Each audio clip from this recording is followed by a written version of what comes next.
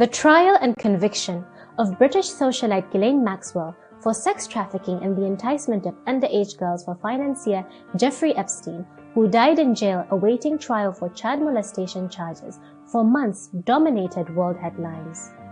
In her role, Maxwell lured, befriended, groomed and arranged meetings between teenage girls to be sexually abused by Epstein and his wealthy friends. Maxwell's conviction in December came several months after the 2018 conviction of a Liberian-born nurse based in the United Kingdom who led a sex trafficking ring that forced Nigerian women to work in German brothels. She threatened her victims with voodoo magic to keep them quiet. What is so eye-opening in both cases is many believe the prototype of a sex trafficker is a male, but research suggests that women comprise up to 1/3 of the perpetrators of human trafficking worldwide, and 60% of the traffickers in Eastern Europe and Asia. Among the many questions is, why would a woman traffic another woman into the sordid and shameful world of sex trade? Is it because female traffickers are 16% less likely to be arrested and persecuted for crimes than their male counterparts? We'll discuss this and more ahead on Our Voices.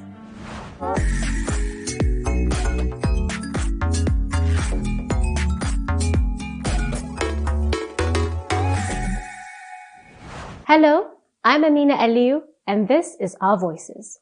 On today's program, we'll take an in-depth look at sex trafficking in Nigeria and the role women are playing in using force, fraud, or coercion to induce another individual to sell sex. We'll also take you undercover in Africa's most populous nation and to see what goes on behind the scenes to lure women into sex trade on the continent and abroad. Please be advised that today's program may have content that is not appropriate for some of our younger viewers, so viewer discretion is advised. Let's begin with the International Organization for Migration, who says that there are at least 1.4 million victims of human trafficking living under coercion and exploitation in Nigeria. The UN agency says Nigeria is an origin, transit, and destination to some of the highest numbers of victims of human trafficking who have suffered some very inhumane treatments. But officials say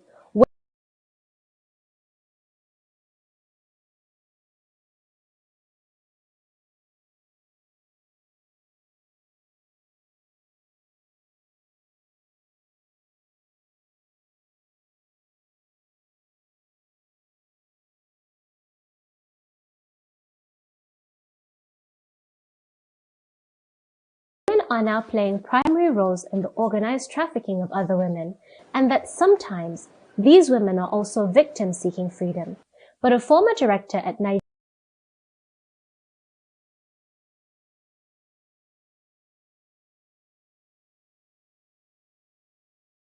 Nigeria's anti-trafficking agency has set up a non-profit, the Roost Foundation, to provide support for victims. Timothy Obiezu has more.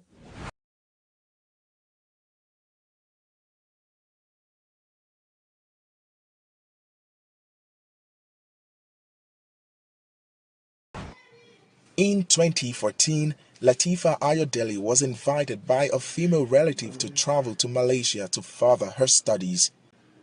But the life-changing opportunities she imagined nearly destroyed her. We are not using her real name to protect her identity. When Ayodele arrived in Libya after an arduous journey, she was taken by a madam and forced into prostitution. They're called healers. It's those healers that they now arrange us inside at the back, 24 people sat at the back, and the inside 8 people. We just fold ourselves inside like that. The woman took another healer so that we cannot ask her any question again. Ayodele never got to Malaysia but remained in Libya working as a sex slave for 4 years until she was able to escape. Nigeria's National Agency for the Prohibition of Trafficking in Persons, NAPTIP, says nearly half the suspects arrested for human trafficking in 2019 were women, usually older women known as madams, who lure and traffic other women. Josiah Emerule heads NAFTIP's intelligence arm. Everybody is actually involved, both men and women. But when you look at the international dimension, which has to do mostly with sexual exploitation, you discover that it is mostly the madams, the women, who are the main perpetrators, but they also use people of other sex, which is the men, to even take all these people away. Esther Okafor, also not her real name, was trafficked to Libya. After nearly 2 years as a sex slave, she managed to escape to a Catholic church where she was rescued by the International Organization for Migration and repatriated to Nigeria. But she was already 5 months pregnant. In Libya, abortion is like a crime. You go to prison for it. So, and besides, I didn't have the money, even though it could happen. I didn't have the money. I was not financially capable. NAFTIP says it is difficult to determine the exact number of sex trafficking cases in Nigeria because so many go unreported. But a non-profit group started by a former NAFTIP director enables victims to report issues of trafficking and other forms of gender-based violence. We refer cases like that to NAFTIP, for criminal litigation cases where it is possible to get their traffickers, but sometimes the victims do not even know who their traffickers are. They can't give you any information, and so we just give them psychosocial support and empower them. Experts say victims like Ayodele and Okafor will suffer psychological scars from their ordeals for the rest of their lives. Timothy Obiezu for VOA News, Abuja, Nigeria.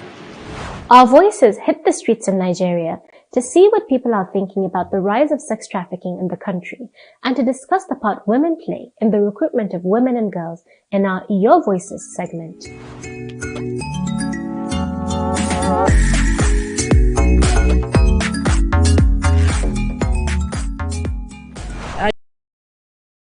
I believe women play a vital role in trafficking for girls and young ladies into sex for business.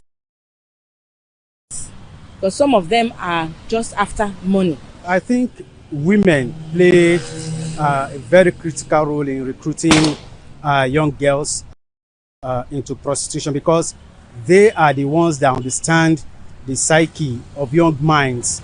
Women play a significant role in the recruiting of sex trafficking, especially nowadays when the economic situation is biting very hard, especially at this part of the world in Africa. Nigerian women make up the majority of African human trafficking victims in Europe, with most forced into prostitution, according to media reports.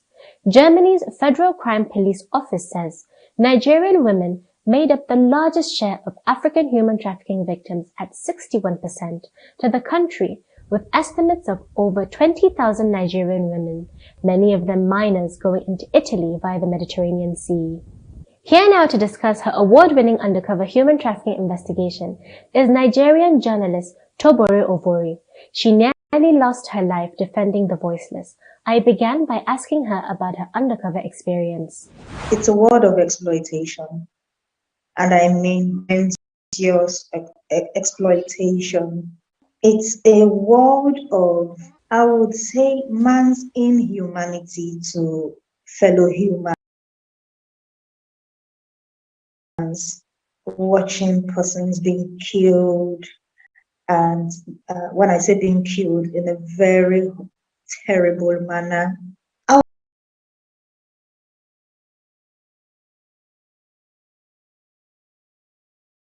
say it's a dark world.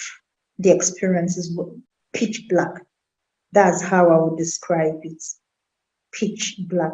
No human being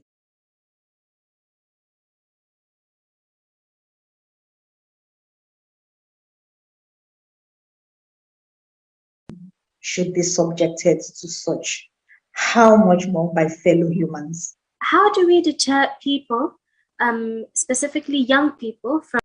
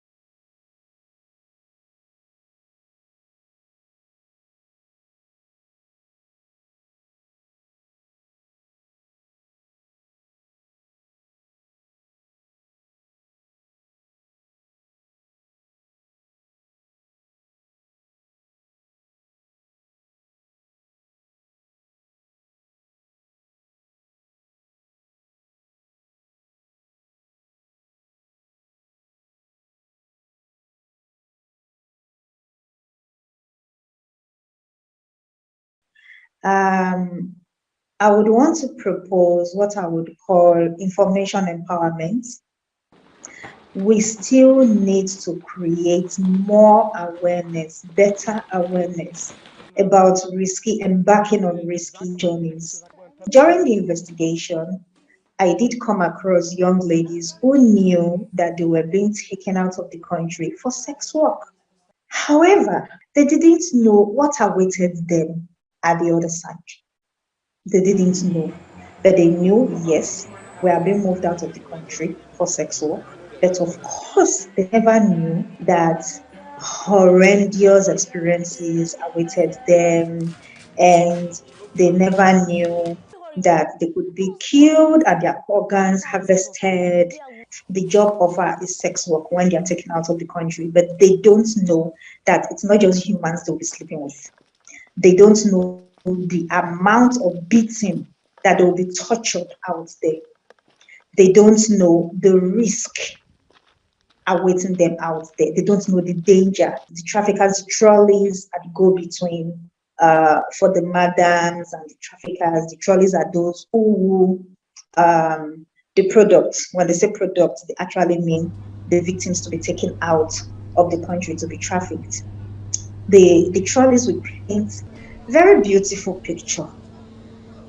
But once the young ladies or the young men are taken out of the vicinity they are familiar with, trouble begins. So many of them are not aware of this. Young persons out there, not just young ladies, young Nigerians should be better informed.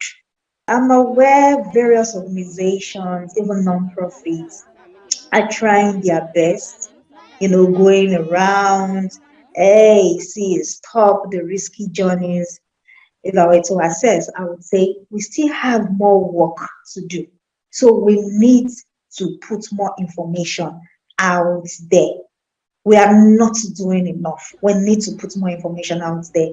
Then, besides empowering young persons with information, I would want to say that we need economic empowerment as well.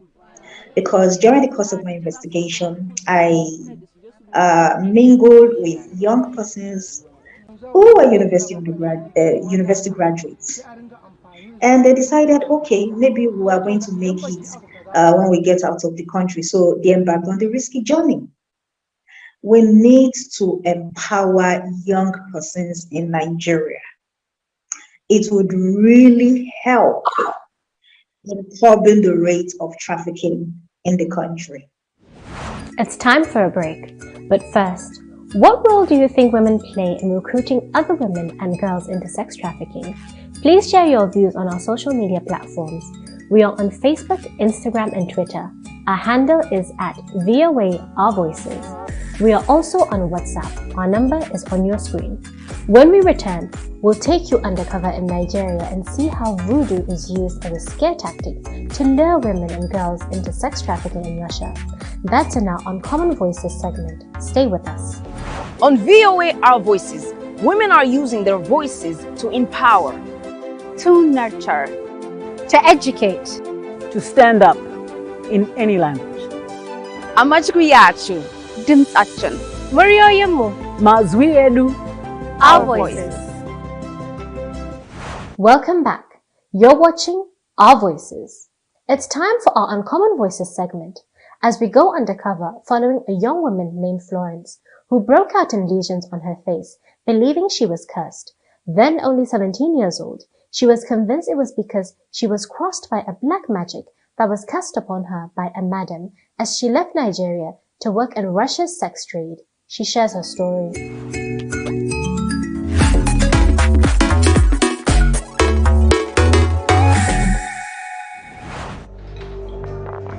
I was thinking that my daughter was plating here to earn her money. I know that it was prostitution. They took my pants, they took my bra, they took my pubic hair from my armpits and also from my private parts.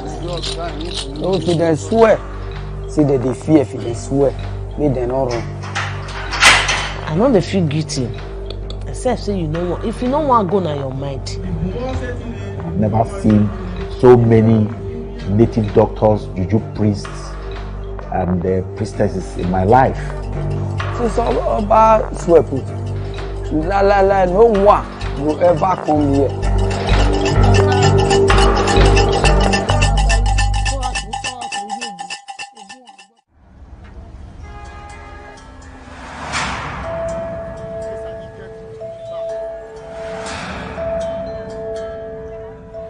I came from the family of 8.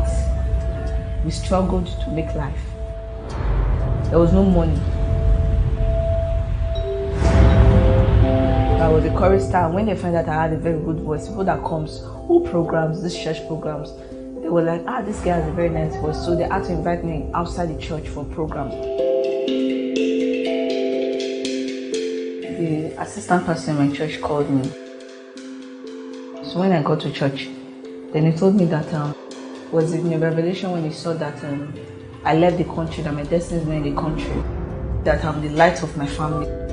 All sort of interesting words he used on me that day. But I told him that I don't have the money to travel. He said that I have a sister over there that lives in Russia named Vivian. That if I'm really interested, that I want to go, that the sister will help me and will support me.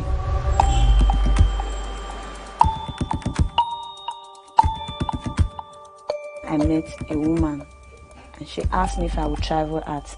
Then I said yes. My eldest sister, she was sick and my mom had to go and borrow money. After that, she could not pay. So the best option is for me to leave the country and help my family.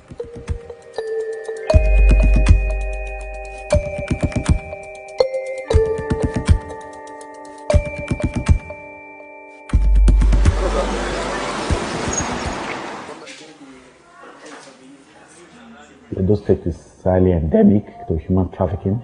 Young girls and boys, deceived and trafficked and exploited, and before they know it, they are in the hands of traffickers.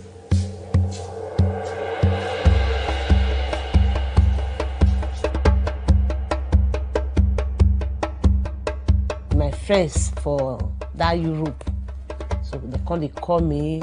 That is, if I feel they bring guests to them, because say okay, no wahala. Some of my mates, I will tell them say they look for guests, so they will see bring and come for me.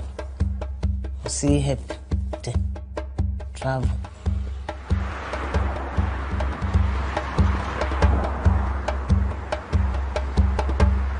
She called me on the phone to meet her up. She now said I'm to pay 70,000 euros. Then I now said it's too big. She now said that, how much will I pay? I I said 50,000. She said, okay.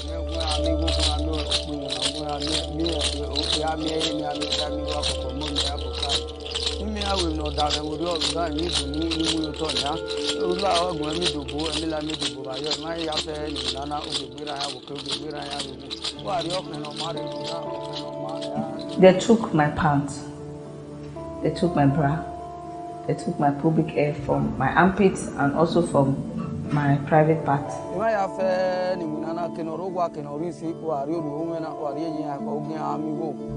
was like, I can't do this. Then the guy, which is the pastor, was like, you have to do it. And because my sister take other girls there, when they get there, they see how beautiful life is over there. They will refuse to pay the money instead of run with the money. So you don't have any choice than to do it. Carry them to Babalawo, do everything before they go see me there. Come out. So that juju now when you see yourself, the fear. Okono my way no go adiowa. Gegbe bomi oko. Oko ki o ga oko are we both omu here. Anyone that wrong, we feel cause create for her. Or if the messes with us stop. Once you have that problem, we must tell us, okay, see what thing we want to do. Then, oh yeah, run back where you run. Go and pay your madam. So you will do. For my own, I know the key. I know go tell and say me kill am, me do juju kill am. So now that come Nigeria, that suffer. When he suffer remain, he will continue and suffer. Babalawo dey help.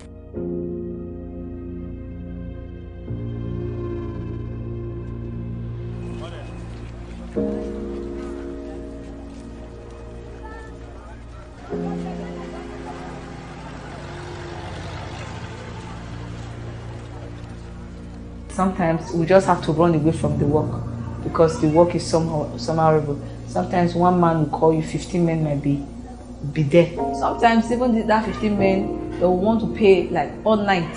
They will just frustrate the life of that young girl. There are millions of things that have happened. I was bleeding inside my mind, but there was nothing I can do. They have even thrown me from story building where I break my hands. Maybe the man might even take the money from you. And when you get back home, your mother will tear the book.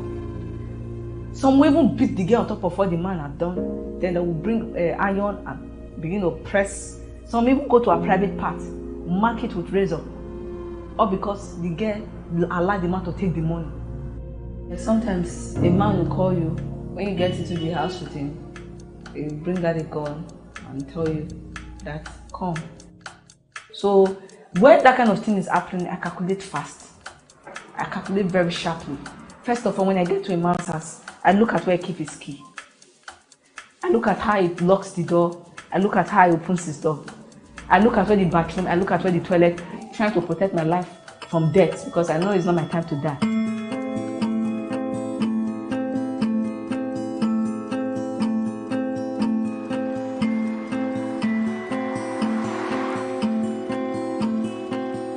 Europe is not a bed of roses. There was a sister, we were living together. She went to the street. A white guy came to pick her. Normally we use hotel or a parking, but I don't know what made that sister to go to that white guy's house. Till now, we don't know her whereabouts. But when I was in Europe, I did a lot of things for my family. My mother, I gave her pocket money, my father as well. I'm the one that sponsored my brother and his wife. I was like the light, the hope they have. Nobody go want me to suffer. For some family day, to eat, to buy garri, they had. They go try, make they see come out, go see find money come. I mean the women with the one make they go. I know they feel guilty. Except say you don't want. If you don't want to go na your mind, that one na your own mind. I know they greet you because I know go lead down. I know carry gun. They force you say, Oja, they go.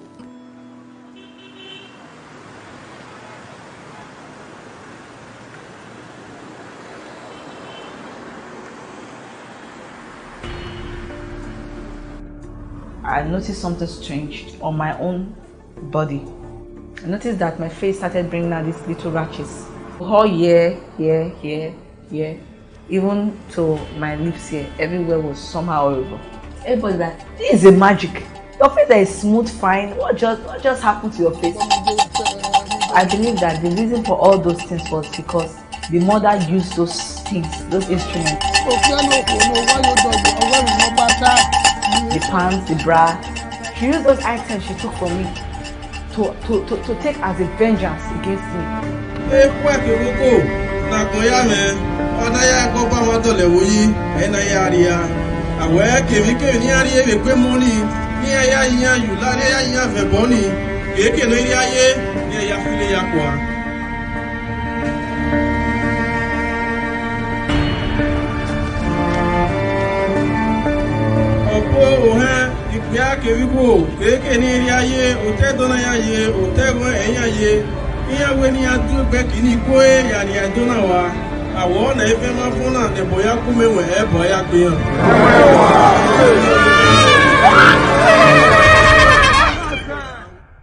I was amazed because I've never seen so many native doctors, juju priests, and priestesses in my life. And it's a senior my native doctor as a whole.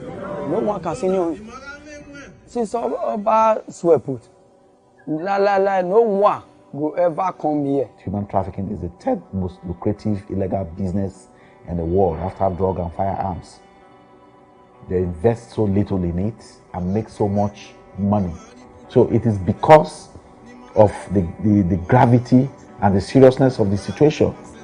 That was why His Royal Majesty came out to make sure that human trafficking becomes a thing of the past in their communities and in their kingdoms.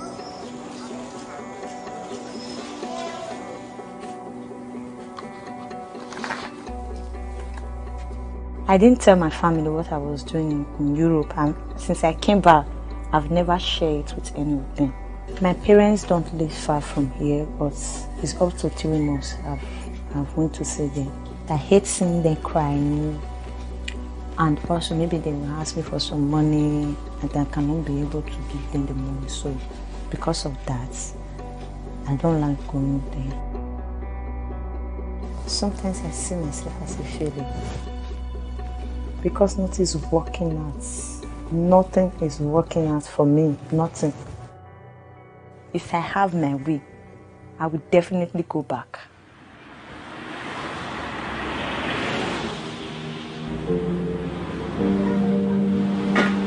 I planned for my mother when I left the country was that I thought of taking her to a better place, even more better than even where she was thinking.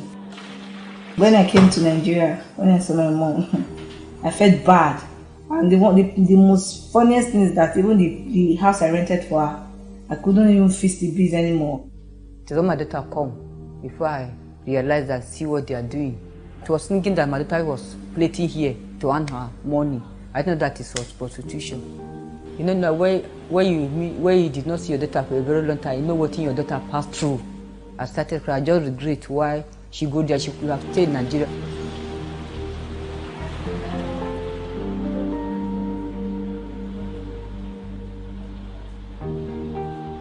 My hairstyling business.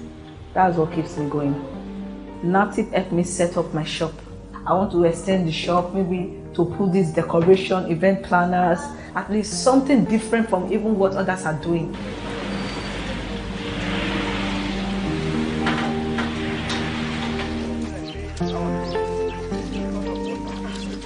I got married this year and now I'm expecting my first child.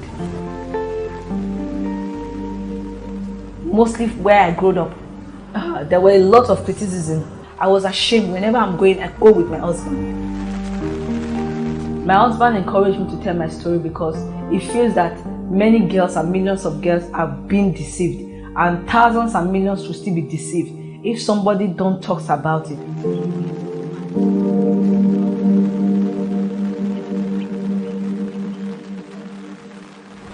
That's all for this week. Thanks to my Our Voices colleagues, and on behalf of everyone at the Voice of America, I'm Amina Aliyu. Until next time, stay safe.